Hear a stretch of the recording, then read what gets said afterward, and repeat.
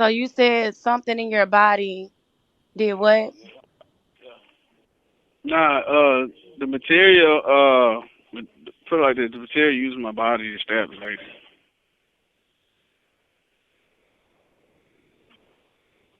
And so she just got stabbed. Yeah. You know that's not me. I'm talking about just for no reason. But since they did that, now they gotta investigate the material my body is exposed to. Since they want to do all that, now they gotta investigate. It's funny because she's from the Ukraine. She's from Russia, and they got a war. They had a war going on against the United States. So I'm just trying to understand, out of all people, why her? Hey, it ain't. I don't have nothing. Hey, they just lashed out on her.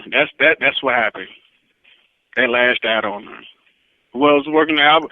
Who was working the material? Whoever was working the material? They lashed out on her.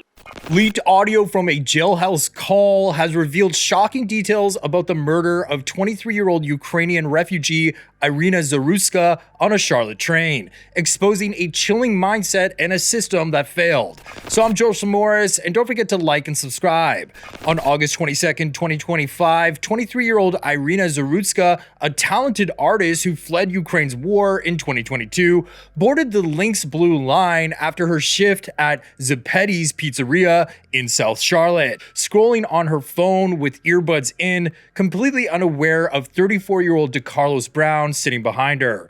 Surveillance footage captures him pulling a pocket knife, lunging, and stabbing her 3 times in the neck from behind. In the horrific 10 to 15 seconds that followed, Iryna, unaware of the severity, appeared to hold her nose as if it were bleeding, not realizing she'd been stabbed in the neck and was moments away from her death. She began crying, her body reacting to the fatal injury as she lost consciousness from blood loss and shock.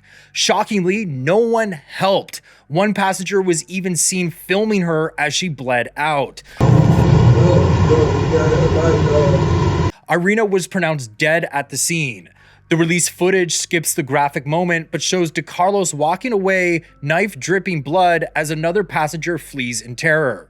6 days later, on August 28th, Decarlos called his sister, 33-year-old Tracey Brown from Mecklenburg County Jail. In audio shared with the Daily Mail, he claimed government-planted materials in his brain controlled him. He said, "I hurt my hand stabbing her. I don't even know the lady. I never said one word to her at all. That's scary, ain't it?" Speaking in the third person, he added, quote, "They just lashed out on her," end quote, urging police to investigate these materials. When Tracey asked why he chose Iryna, he said he thought she was, quote, "reading his mind," end quote. Last week, Tracey visited him in jail through a glass window where he repeated this delusion. This wasn't new. Decarlos, diagnosed with schizophrenia, had called 911 multiple times, claiming a microchip controlled his brain. Now let's rewind to January 19th, 2025.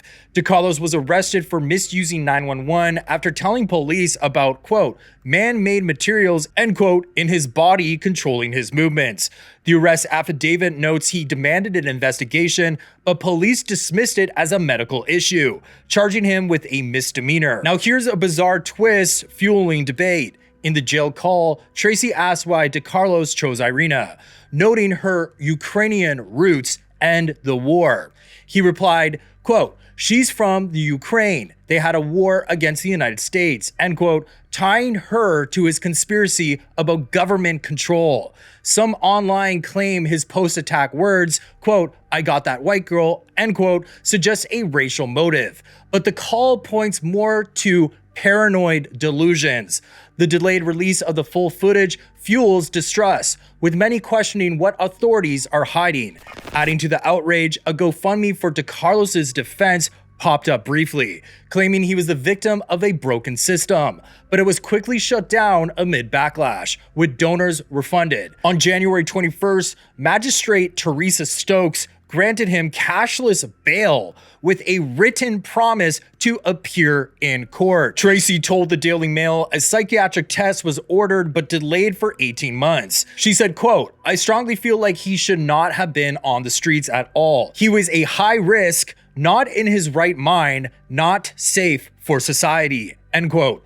Decarlos sought hospital help for his schizophrenia multiple times over 3 years, only to be discharged after 24 hours each time. Tracey added, quote, he was asking and crying for help, and no one heard him or took him seriously. He reached a level of his mental illness that caused him to commit a heinous crime, end quote. So here's a question for you guys. Should hospitals and judges face consequences when they ignore clear signs of mental health crisis, resulting in tragedies like this? Share your thoughts in the comments. I'm eager to read them. Tracey described Decarlos as a protective brother during their childhood in foster care, despite being separated from their parents and each other.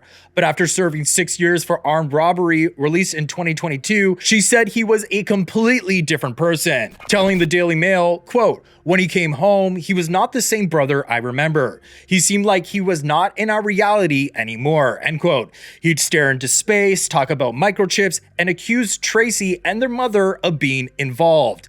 In 2022, he assaulted Tracey at her home over a cleaning dispute, biting her hand and breaking her door's hinges, trying to get back in. She reported it but dropped the charges, saying, I understood what he was going through. Now she regrets it, saying, I blame myself because I feel like I gave up on him. I wish I could have seen how serious this was. She also blames her mother for their troubled upbringing, which left emotional scars. Meanwhile, Iryna's family is absolutely devastated. Iryna, her mother, sister, and brother fled Ukraine in 2022, leaving her father behind due to wartime duties. A graduate of Synergy College in Kyiv with an art and restoration degree, she created eclectic clothing and sculptures. Her family wrote, quote, she shared her creativity generously, gifting family and friends with her artwork. Fluent in English within months, Iryna worked at Zapetis and dreamed of becoming a veterinary assistant, often walking neighbors' dogs with her radiant smile.